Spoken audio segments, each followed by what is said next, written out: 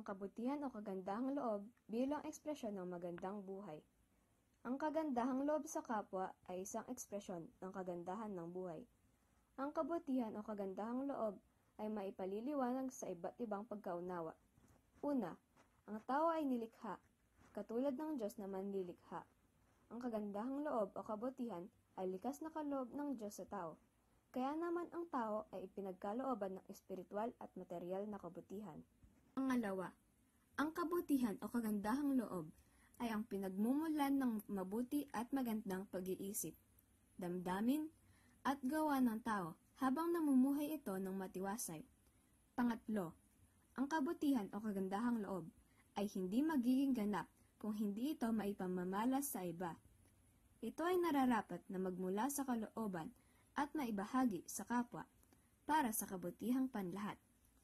At pang-apat, ang kabutihan o kagandahang loob at mabuting buhay ay nakasalalay sa antas ng kamalayan o pangunawa kung ano nga ba talaga ang mabuti. Ang kabutihan o kagandahang loob sa kapwa. Nalaman na natin ang ibig sabihin ng kabutihan.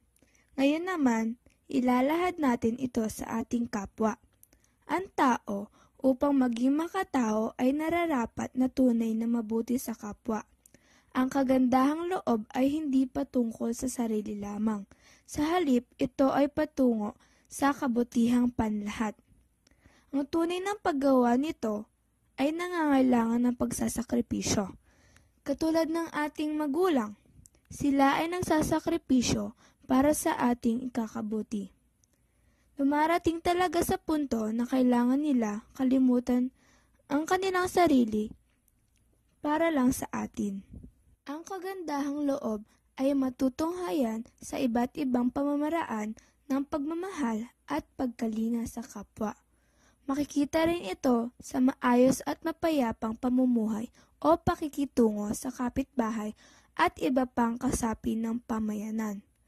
Maipapakita din ito sa pamamagitan ng pagmamalasakit sa mga palaboy sa lipunan. Ang kagandahang loob ay di lamang para sa tao, kundi sa ating kalikasan na nangangailangan ng ating pag-aaruga. Hangganan ng kabutihan o kagandahang loob. May hangganan ba ang paggawa ng mabuti? Sa pang-araw-araw na pamumuhay ng bawat isa, nasusubok kung hanggang saan tayo magiging mabuti o maipakikita ang kagandahan ng ating kalooban. Isang tatanging ugali at bertud ang magpakita ng kagandahang loob sa kabila ng sakit na nararamdaman. Dahil likas ang kagandahang loob sa isang nilalang, walang hangganan ang paggawa nito sa kapwa. Ang daan ng isang individual para hindi niya sukuan ng paggawa ng mabuti ay ang kaniyang transcendent self. Sa filosofiya, ang transcendence ay nangangahulugang going beyond. Ang isang tao ay may kakahiyang malampasan ang anumang pagsubok o tukso na darating dahil may talino at lakas na nagmula sa kanyang kalooban. Dito rin papasok ang tinatawag na unconditional love o pag-ibig na walang pinipili o pasubali. Matutunghayan natin na ang paggawa ng mabuti o pagpapakita ng kagandahang loob ay nagmumula sa pagkatao ng tao na nag-aangkin ng unconditional love. Ang paggawa ng kabutihan o kagandahang loob at ang tinatawag na unconditional love ay mga hamon na nagbibigay daan upang maisabuhay din natin ang pagiging mapagbigay ng sarili o maisakripisyo ang sarili para sa isang higit na pinagpahalagahan.